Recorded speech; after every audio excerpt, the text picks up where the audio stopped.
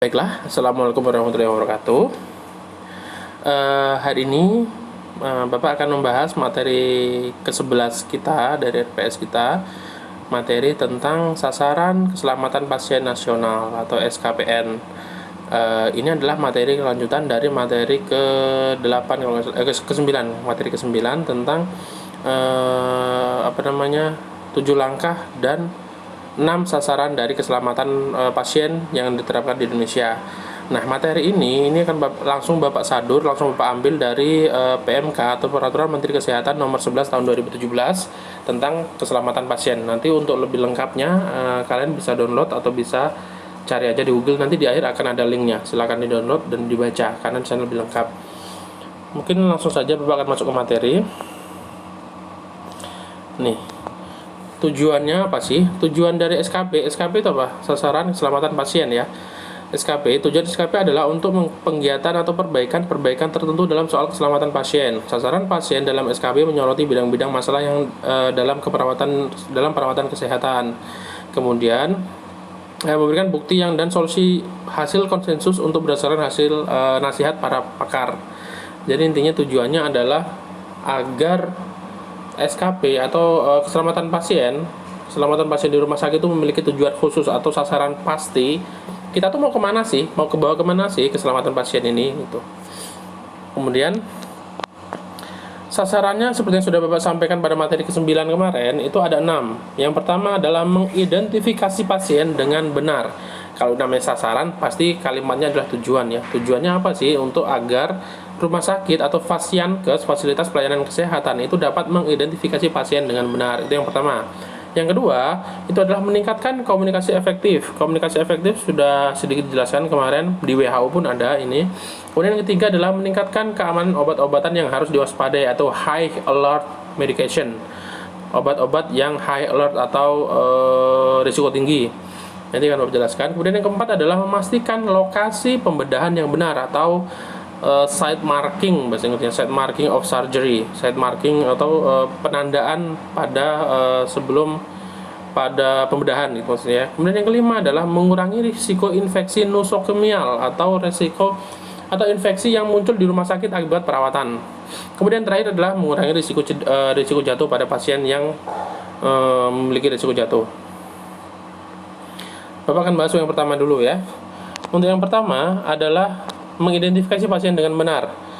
Intinya, pasien harus memiliki label yang pasti. Label itu berisi nama, nomor medical record, kemudian usia, orang tua, kemudian alamat bisa jadi. Tapi nanti akan Bapak lihat nanti ada bawahnya. Enggak ada ternyata. Baca aja ya. Kemudian kesalahan karena keliru pasien sebenarnya terjadi di semua aspek diagnosis pengobatan. Kemudian keadaan yang dapat mengarahkan kepada error atau kesalahan dalam mengidentifikasi pasien adalah pasien dalam keadaan terbius atau tersedasi. Biasanya pasien yang tidak sadar. Kemudian mengalami disorientasi itu dia bingung di mana sih beradanya, sedang berada di mana sih dianya gitu. Kemudian tidak sadar sepenuhnya, kemudian tertukar dengan tempat tidur, kamar atau yang lain-lain.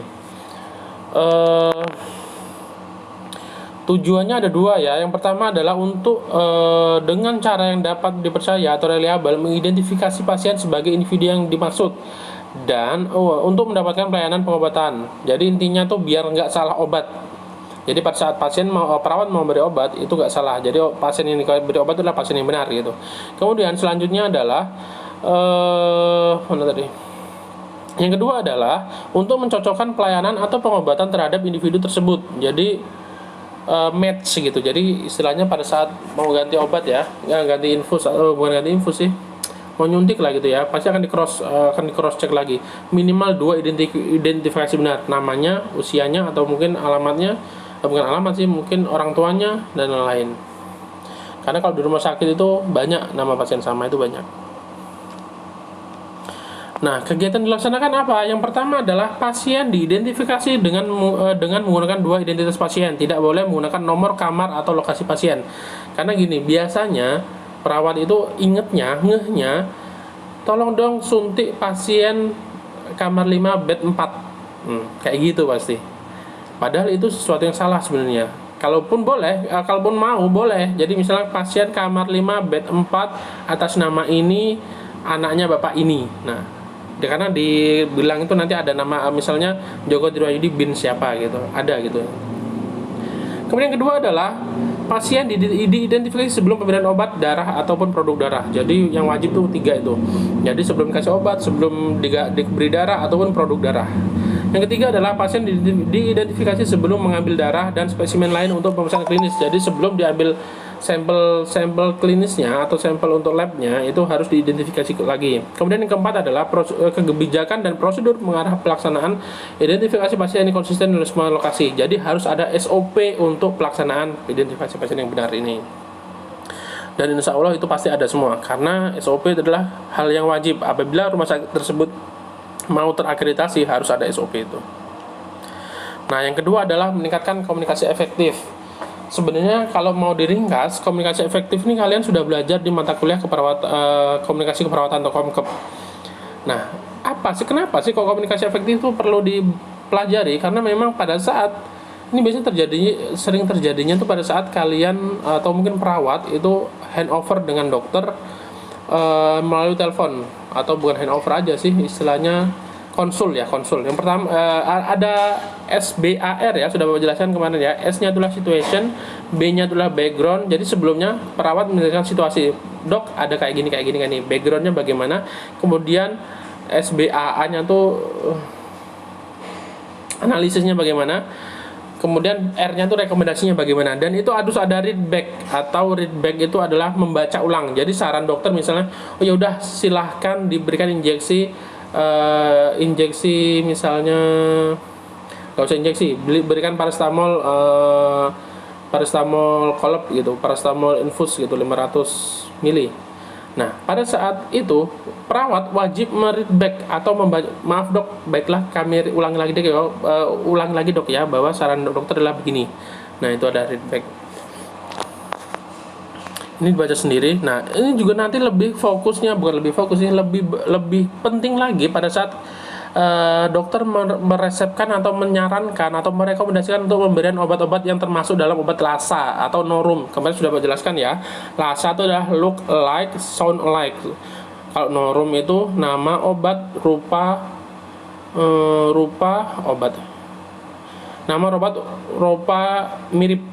Ya, nama obat dan rupa mirip ya, itu maksudnya Norum. Jadi harus dieja ulang atau di readback namanya. Nih readback ya.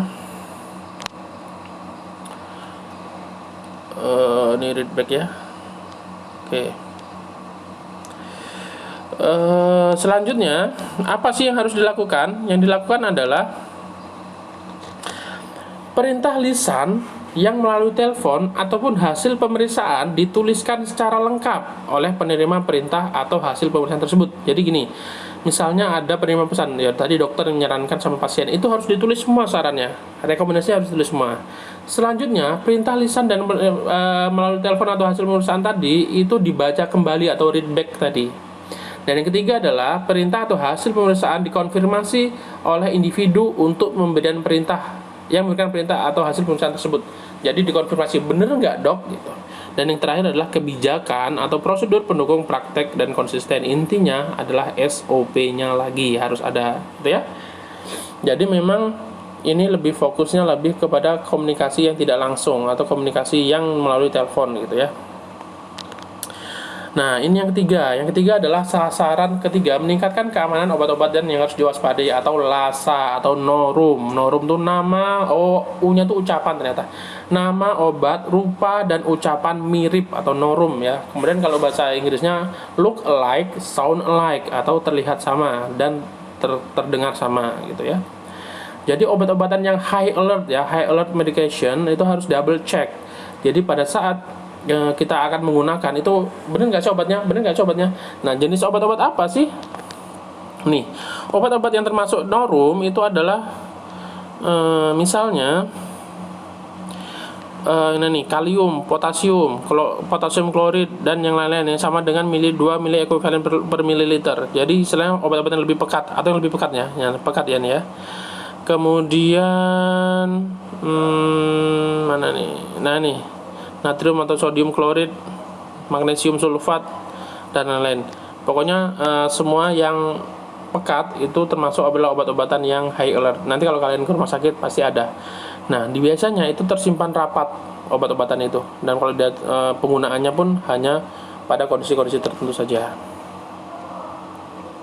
Nah, apa sih yang dilakukan? Yang dilakukan adalah yang pertama adalah kebijakan atau prosedur dikembangkan agar memuat proses identifikasi, lokasi, dan pemberian label yang menyimpan obat-obat yang harus diwaspadai. Jadi ada prosedur, ada SOP-nya.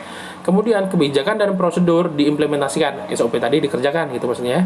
Kemudian elektrolit konsentrat tidak berada di unit pelayanan pasien kecuali jika dibutuhkan secara klinis dan tindakan yang diambil untuk mencegah pemberian yang tidak sengaja di area tersebut. Jadi intinya elektrolit konsentrat itu tidak boleh ada di ruang perawatan. Itu khusus biasanya di TPO sih, di tempat pelayanan obat, atau mungkin ada juga mungkin di tempat lemari emergency mungkin kayak gitu. Tapi yang jelas dia tidak mudah dijangkau ya gitu. Kemudian elektrolit konsentrat yang disimpan di unit pelayanan harus diberi label yang jelas atau restricted itu tadi. Jadi harus dijelas. Biasanya yang tadi itu yang seperti contoh Bapak yang di depan tadi itu adalah ada contohnya itu obat Lassa nih. Nih ya. Ada tulisan Lassa di sini ya. Nah, atau high alert gitu ya. Kemudian yang keempat adalah site marking. Site marking itu adalah penandaan dari pembedahan. Karena seperti Bapak jelaskan tadi, kadang ada pasien yang pengen rencananya dioperasi tangan kanan, ternyata yang dibedah atau yang disayat itu adalah tangan kiri. Karena apa? Karena site markingnya nggak jelas. Jadi wajib site marking itu harus ada. Ini nanti kalau pada saat kalian sudah sebenarnya kalau di rumah sakit ada yang namanya IPSG, International Patient Safety Goals, atau yang lebih dikenal itu biasanya ada 5, tapi dia cuman nanti kalian bisa lah baca-baca apa sih IPSG, karena kalau IPSG itu dia ada sign in, kemudian operation sama sign out, masuk pada saat lokasi dan pada saat keluar. Jadi ada proses serah terimanya. Apa yang dilakukan? Terlalu ya Pak Basilio. Penandaan lokasi operasi itu melibatkan pasien dan dilakukan dengan tanda yang segera dapat dikenali. Jadi harus kalau yang Bapak tadi yang bawa contoh depan itu tangannya dicoret-coret ya. Itu harus mudah dikenali. Jadi sehingga pada saat operatornya mau melaksanakan operasi itu tahu sudah mana sih yang akan dilaksanakan itu. Kemudian lokasi operasi ditandai pada semua kasus termasuk sisi yang secara literal itu yang struktur multiple atau yang pokoknya di semua tempat lah, termasuk di tulang-tulang belakang gitu. Kemudian maksud dari proses verifikasi praoperatif adalah ini sign in ya. Praoperatif itu adalah sebelum proses pelaksanaan operasi. Yang pertama adalah memverifikasi lokasi, prosedur dan pasien yang benar. Kemudian memastikan bahwa semua dokumen dari foto toraks dan lain-lain itu ada dilabeli ini ya. Kemudian verifikasi keberadaan peralatan khusus atau implan-implan yang dibutuhkan. Jadi kalau misalnya mencabut atau memasang bukan ring sih, pen ya, itu sudah jelas di mana sih posisinya gitu. Nah, tahap sebelum insisi atau time out memungkinkan setiap pertanyaan yang belum terjawab dan siuran dibereskan. Time out dilaksanakan di tempat tindakan yang akan dilakukan tepat sebelum dilakukan tindakan, itu time out ya. Nah, kegiatan dilaksanakan apa sih? Ada 3. Yang pertama adalah fasilitas kesehatan memberikan suatu checklist atau prosedur lain untuk memverifikasi saat operasi tepat lokasi. Jadi intinya ada checklistnya. Nanti kalau kalian buka PMK nomor 11 tahun 2017 itu akan ada di paling belakang itu ada lampiran contoh checklistnya, nanti bisa dilihat. Kemudian yang kedua adalah tim operasi lengkap dengan menerapkan dan mencatat prosedur sebelum insisi, time out, tepat sebelum dimulai suatu prosedur tindakan. Jadi sebelum diinsisi itu sudah jelas prosedurnya bagaimana. Kemudian kebijakan dan prosedur dikembangkan untuk mendukung keseragaman proses dan lain-lain. Intinya adalah SOP-nya harus ada. Jadi untuk sasaran yang keempat itu adalah agar pada saat melakukan operasi itu posisinya tuh tidak tertukar lah ini gitu. Nah, yang kelima adalah mengurangi infeksi akibat perawatan kesehatan atau infeksi nosokomia lah intinya kayak gitu. Kalau di rumah sakit ada yang dikenal dengan namanya sebelum dan setelah menyentuh pasien wajib cuci tangan. Karena memang budaya cuci tangan itu sebenarnya sudah jauh sekali dilaksanakan sebelum masa Covid ini. Memang pada saat Covid ini lebih digalakkan lagi karena semuanya itu bisa tertular dan menularkan. Nah, begitu juga dengan di rumah sakit. Jadi itu kalau di rumah sakit pasti ada yang namanya bagian PPI, pencegahan infeksi intinya gitu ya. Nah, dia yang bertanggung jawab untuk proses pencegahan infeksi nosokomial di rumah sakit tersebut. Termasuk contoh yang paling sering itu adalah pemasangan infus yang lebih dari 3 hari. Itu wajib diganti dengan yang baru, karena kalau dia lebih dari 3 hari nanti akan ada namanya phlebitis atau peradangan pada pembuluh darah. Nanti dibaca aja. Oh, ini ada nih. Termasuk juga kateter ya. Kateter ini maksimal 3 hari, jadi harus diganti. Kemudian ya sama infus tadi lah ya. Nanti cuci tangan ya, hand hygiene ya tetap ya, hand hygiene yang wajib itu kan apa? Yang wajib terus ditingkatkan. Nah, yang dilaksanakan apa sih yang dilaksanakan? Fasilitas pelayanan kesehatan mengadopsi dan mengadaptasi pedoman hand hygiene terbaru yang diberikan secara umum oleh misalnya itu dari WHO atau WHO Patient Safety ya. Jadi memang wajib diadopsi ya dan diadaptasi. Kalau diadaptasi itu maksudnya misalnya gini ya, ada bagian-bagian tertentu yang mungkin ditambahkan gitu. Itu ada mengadaptasi. Kemudian fasilitas pelayanan kesehatan menerapkan program hand hygiene yang efektif. Nah, cuci tangan efektif. Jadi setiap sudut ruangan itu biasanya ada hand hygiene, ada tempat wastafel ataupun minimal atau ada hand rub atau yang pecetan atau hand sanitizer. Nah, itulah ya. Kemudian kebijakan atau prosedur dikembangkan. Jadi ada SOP untuk pelaksanaan hand hygiene ini. Kenapa kok hand hygiene semua sih Pak untuk patient safety untuk yang nomor 5 ini? Ya karena itu tadi, infeksi itu tidak akan berpindah ke tempat lain kecuali dari tangan pasien atau dari, kalau misalnya di yang lainnya sudah teratasi, misalnya airborne itu adalah penyakit yang menular melalui udara. Itu kan biasanya ada di ruang perawatan paru. Nah, itu sudah bagus pelaksanaan mereka di sana. Nah, yang di tangan pasien ini, yang di tangan perawat, yang di tangan keluarga ini yang dia tidak bisa dikendalikan. Nah, termasuk juga penggunaan masker sekarang ini mungkin ya. Tapi kalau masker ini kan untuk penyakit khusus yang dia merupakan penyakit yang tertular melalui airborne atau penyakit yang bisa menular melalui udara. Itu mungkin masker. Tapi kalau untuk yang selama ini diterapkan itu adalah hand hygiene, cuci tangan yang benar. Tuh. Nah, yang terakhir adalah pasien jatuh, mengurangi risiko pasien jatuh. Nanti kalau kalian di rumah sakit pasti akan menemukan yang namanya stiker ini. Stiker merah itu tandanya dia risiko tinggi untuk jatuh. Yang kuning itu sedang, dan yang ungu itu biasanya dia yang memiliki risiko rendah untuk jatuh. Itu setiap pasien memiliki risiko sendiri. Tapi kalau rata-rata sih biasanya sedang. Tapi kalau bila pasiennya tuh delirium, ganduh ya, gundah gulana ya, bingung lah ini ya gitu. Kemudian vertigo, sakit kepala, pusing, itu pasti risiko tinggi untuk jatuh. Sama lansia, dia risiko tinggi untuk jatuh. Nanti silakan dilihat saja, ada di bagian belakang. Nah, yang dilakukan apa? Yang dilakukan adalah yang pertama adalah menerapkan fasilitas pelayanan kesehatan, menerapkan proses asesmen awal. Jadi sebelum pasien masuk itu akan ada asesmen awal, dikaji pasien ini sebenarnya risiko jatuhnya tinggi atau enggak sih. Nah, itu ada formnya pasti ada, setiap rumah sakit pasti ada. Bahkan mungkin biasanya ada di status pasien itu sudah ada. Jadi dikaji sebenarnya pasien ini risiko tinggi untuk jatuh apa enggak. Yang kedua adalah langkah-langkah diterapkan untuk mengurangi risiko jatuh bagi mereka yang pada hasil asesmen dianggap berisiko. Jadi yang ketahuan dia risikonya tinggi itu akan diterapkan langkah-langkah pencegahan pasien jatuh. Yang pertama, pasang bed rail atau samping tempat tidur yang warna silver yang stainless itu. Ya namanya bed rail ya kalau salah ya, pokoknya itulah ya, untuk mencegah pasien terguling ke kanan atau ke kiri. Kemudian dipasang stiker, kemudian wajib ada yang menunggu 1 orang. Nah, itu.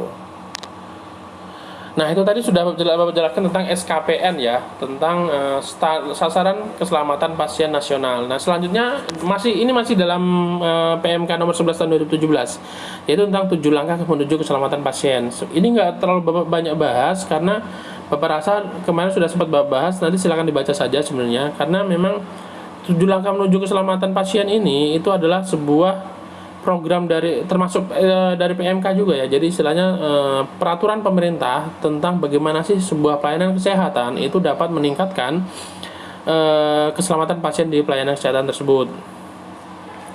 Nah, 7 langkah ini bisa membantu fasilitas kesehatan untuk mencapai sasaran-sasaran untuk tata kelola, klinik, manajemen risiko, dan pengendalian mutu gitu ya. Nah, ada 7 ya. Yang pertama adalah membangun kesadaran akan nilai keselamatan pasien, kemudian ciptakan budaya adil dan terbuka ya. Yang kedua adalah memimpin dan mendukung staf, yaitu tegakkan fokus yang kuat dan jelas untuk keselamatan pasien di seluruh fasilitas pelayanan kesehatan. Jadi manajemennya harus bagus. Kemudian yang ketiga adalah mengintegrasikan aktivitas pengelolaan risiko, bangun sistem dan proses untuk pengelola risiko dan mengidentifikasi kemungkinan terjadinya kesalahan. Kemudian yang keempat adalah mengembangkan sistem pelaporan. Karena yang sudah Bapak jelaskan, pelaporan itu kadang disimpan untuk istilahnya saling melindungi gitu. Tapi kalau seandainya itu bisa ditingkatkan, itu akan bisa mencegah agar hal tersebut itu tidak terjadi lagi di masa mendatang. Nomor 5, melibatkan dan berkomunikasi dengan pasien. Kembangkan cara-cara komunikasi secara terbuka dan mendengarkan pasien. Jadi istilahnya kan perawat itu cenderung identik dengan mulutnya yang cerewet ya. Tapi untuk sekarang insya Allah sudah mulai berubah, sudah mulai bertahap menuju ke perbaikan komunikasi. Kemudian yang keenam adalah belajar dan berbagi pengalaman tentang keselamatan pasien. Dorong staf untuk menggunakan analisa akar masalah guna. Jadi ada proses identifikasi dan analisis bagaimana sih sebuah keselamatan pasien di rumah sakit itu, apakah tinggi, rendah, bagus, atau bagaimana gitu. Jadi ada scoringnya gitu ya. Kemudian yang terakhir adalah mencegah cedera melalui implementasi sistem keselamatan pasien, pembelajaran lewat perubahan-perubahan dalam praktek, proses, atau sistem. Kemudian untuk sistem yang sangat kompleks seperti fasilitas pelayanan kesehatan, untuk mencapai hal-hal yang dibutuhkan perubahan budaya dan komitmen yang tinggi bagi seluruh staf memakan waktu yang cukup lama. Jadi istilahnya kita harus mempersiapkan sistem yang baik dan mengimplementasikan serta mengevaluasi pelaksanaan sistem keselamatan kerja di setiap pelayanan kesehatan. Oke, Bapak rasa cukup sekian. Ini ada linknya, itu dari Persi langsung. Persi itu Persatuan Rumah Sakit Indonesia ya. Itu silahkan di-download nanti linknya, peraturannya bagi yang belum punya. Tapi kayaknya Pak Romiku pernah mengirim di grup. Nanti kalau bagi yang belum punya nanti silahkan di-download link yang di bawah ini. Jadi di sana lengkap semua tentang peraturan Pemerintah Kesehatan nomor 11 tahun 2017 tentang keselamatan pasien. Oke. Baiklah, cukup sekian. Terima kasih atas perhatiannya. Intinya hari ini adalah kalian harus memahami dari 6 sasaran tadi. Karena dengan memahami 6 sasaran tadi, insya Allah kalian bisa mengetahui bagaimana sih program pemerintah dalam menangani atau mencegah atau meningkatkan proses keselamatan pasien di rumah sakit itu bagaimana. Baiklah, nanti silahkan kalau misalnya ada mau ditanyakan, silahkan bisa menghubungi Bapak secara pribadi ataupun bisa juga melalui